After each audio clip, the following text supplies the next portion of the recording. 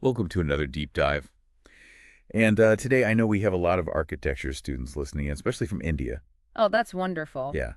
And that's perfect because today we're talking all about architecture trends from around the globe. It's interesting because global architecture, it's no longer just about creating beautiful buildings, Right. right? It's Yeah. it's really about addressing some really big challenges like climate change and how cities are growing so rapidly. Oh, absolutely. Architects are having to think in completely new ways about how they design buildings and how those buildings impact the world around them.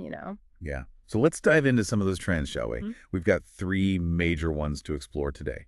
High-tech, sustainable, and parametric. Okay. Now, these might sound kind of complicated at first, Yeah, they do. but don't worry, we're going to break them down and make them super easy to understand. Absolutely. And what's really cool is how these trends are really pushing the boundaries of architecture, you Mhm. know? We're seeing buildings that are not just visually stunning, but also really intelligent and environmentally friendly. Like they're almost alive in a way. Exactly. Yeah. So, okay, let's start with high-tech architecture. Okay.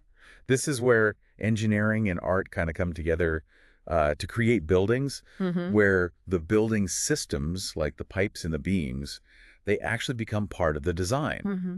Have you ever seen the Centre Pompidou in Paris? Oh, it's a classic example. Yeah. Yeah. It's like the building is turned inside out. Right. All the colorful pipes and ducts and escalators are right there on display. It's pretty amazing. And speaking of engineering, high-tech architecture is also about making construction itself more efficient by using prefabricated parts. Yeah, it's like building with giant Lego blocks. Exactly. The Gherkin in London is a great example. Oh, yeah. It's that really unique curved shape is made possible because of something called a diagrid structure, I was going to say, what is that? which basically allows for much faster assembly and potentially uses less material during construction. That's fascinating. It's a really cool concept to look into. Yeah, definitely. And there's this whole like smart aspect of high-tech architecture Yeah. where buildings can adapt and respond to their occupants' needs Yeah. using technology. Exactly. Like dimming the lights when the sun comes out, adjusting the temperature based on how many people are inside. Like a building that can think for itself. Right.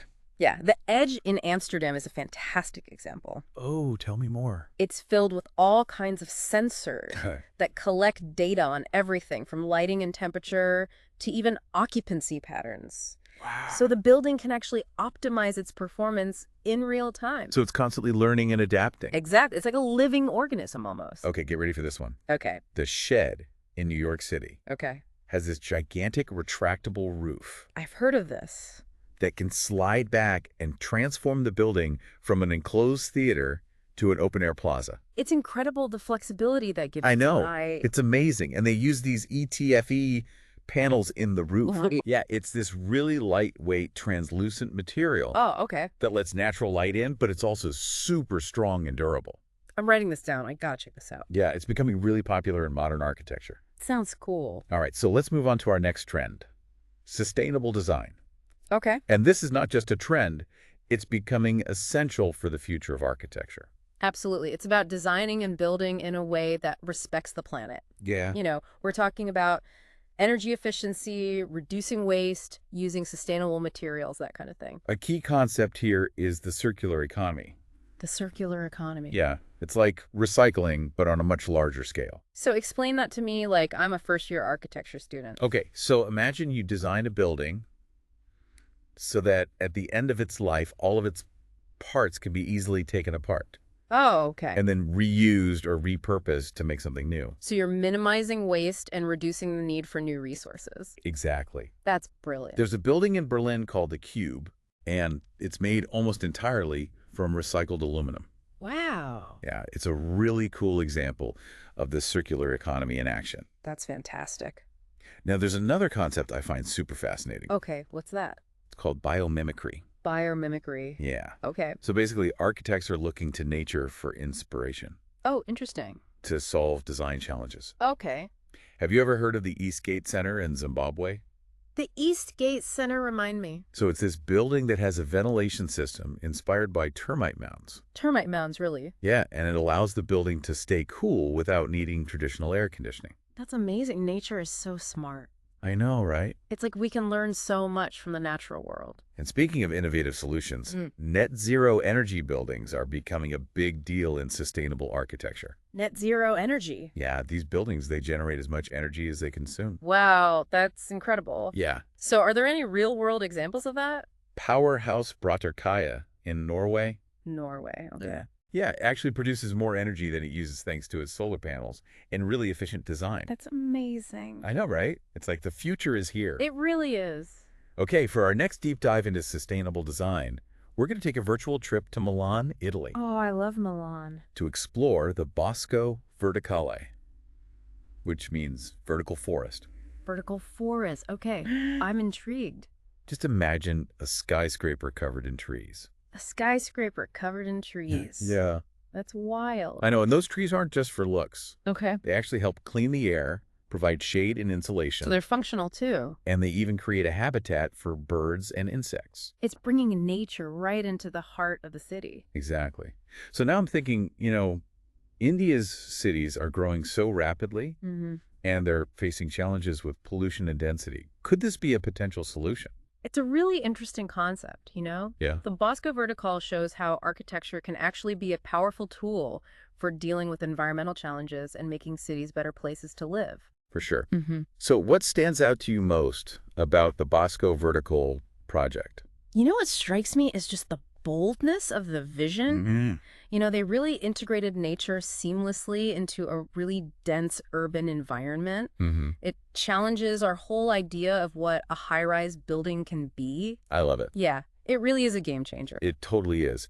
And that brings us to our third trend, which is all about pushing boundaries.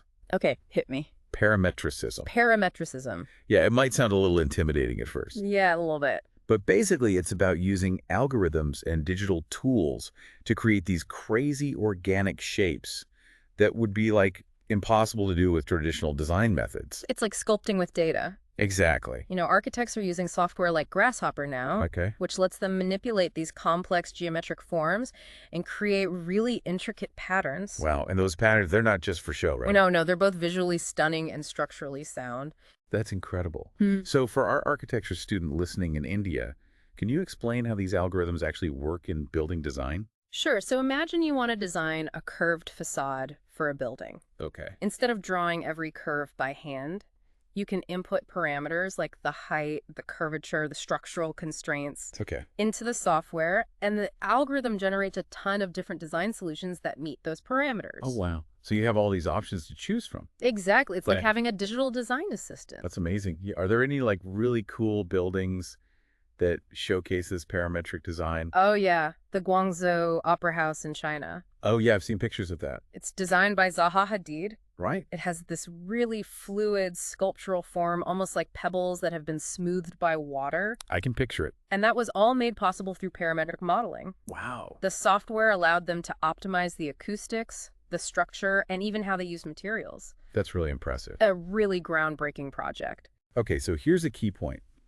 All three of these trends we've been talking about, Okay. high-tech, sustainable, and parametric, they're not mutually exclusive. Right. They can work together. Yeah, we're seeing more and more buildings that blend all three, Absolutely. which is so cool. It's leading to some really innovative and environmentally responsible architecture. One Central Park in Sydney is a great example. On Central Park. Okay. It's got heliostat mirrors that reflect sunlight, Okay. green walls to improve air quality, Wow. and even AI to optimize plant growth. So it's high-tech sustainable and uses parametric design. It's like the ultimate trifecta. It really is a perfect example of how these trends can come together. I know, it's amazing, and I think it highlights something really important for you as an architecture student. What's that? The future of architecture is all about this interdisciplinary approach. Yeah, bringing together sustainability, technology, and creativity Exactly. to create buildings that respond to both human needs and the needs of our planet. And that's where you come in. As an architecture student, you're at the forefront of this exciting evolution in architecture. It's your generation that's going to shape the cities of tomorrow. Exactly. And I think it's important to talk about how these global trends are being interpreted in different parts of the world, because each region has its own unique perspective and challenging. Yeah, that's true for sure. Like in Europe, sustainability is a huge driving force, especially in the Nordic countries. They're all about embracing nature. Yeah, Like the Oslo Opera House, it's designed to look like a glacier rising out of the water. that's beautiful. And then in America, we're seeing a lot of innovation in high-tech and sustainable design. Cities like New York and San Francisco are becoming hubs for cutting-edge architecture, Yeah, the Salesforce Tower in San Francisco is a good example. packed with smart technologies to save energy and water. And China is really pushing the boundaries with parametric design. Oh yeah, those futuristic, awe-inspiring structures. And Galaxy SOHO in Beijing. With those incredible flowing interconnected forms, it's wild. And then there's the Middle East with its grand, ambitious projects. Blending traditional Islamic design with modern technology. Like the Burj Khalifa, the tallest building in the world. It's an icon. And speaking of unique challenges, let's talk about South Asia, including India. With rapid urbanization and a growing population, sustainable and affordable housing is critical. It's a huge issue, and it's inspiring to see those projects that use local materials and traditional techniques. Yeah, creating sustainable and culturally relevant architecture. And South American countries are also embracing sustainable practices. The Museum of Tomorrow in Rio de Janeiro. Yeah, it's a stunning building that's also energy efficient and environmentally friendly. A perfect example of how beauty and sustainability can go hand in hand. And then in Africa, they're facing immense challenges with urbanization and infrastructure. It's about finding solutions that are appropriate for the context and address the social, economic, and environmental issues of each region. And Russia, they have a long history of grand architecture. And they're still pushing boundaries with modern designs. The Lakhta Center in St. Petersburg. Designed to withstand that harsh Russian climate. It's amazing to see how architecture is evolving all over the world. It's a global conversation. Exactly. Yeah. And it's up to architects like you listening in India to take these trends and these ideas and adapt them to your own context. Your own culture, your own vision for the future. You're at the forefront of this exciting time in architecture. It's fascinating to think about the innovative solutions that will come from your generation. So I'm curious to know, based on what we've discussed so far, which of these global trends resonates most with you? Yeah, it's a really exciting time to be an architect, that's for sure. It is.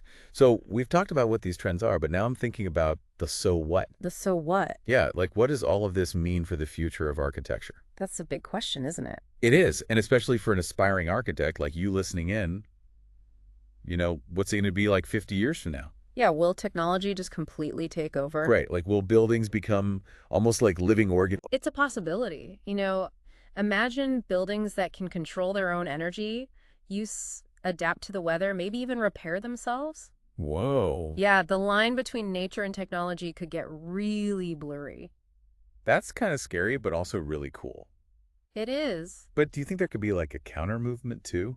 What do you mean? Like a return to simpler, more nature-inspired designs? Oh, interesting. As a response to all the technology in our lives. Yeah, exactly. That makes sense. We might see more biophilic design. Biophilic design. Yeah, incorporating natural elements into buildings to make people feel better and more connected to nature. I like that. So as an architecture student in India, you're entering this field at a really crucial time.